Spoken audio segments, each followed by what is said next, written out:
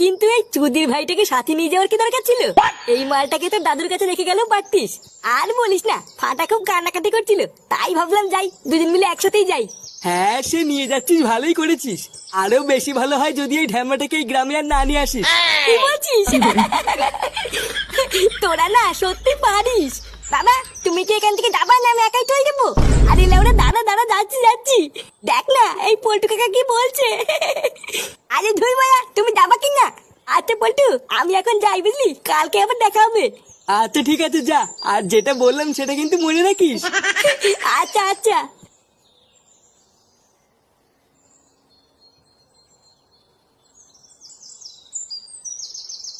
আরে বাবা, জামাই এসে দুটো খাবে তো, তুমি এরকম বললে কি করে হবে? আরে বাবা রাখো তো, তোমার বালের জামাই বাল ছেড়ার ক্ষমতা নেই, আবার জামাই মারাচ্ছে। লেউরাই সবই হয়েছে তোমার জন্য, না হলে কি আরে না খাওয়া ঘরে আমার মেয়েকে বিয়ে দেয়?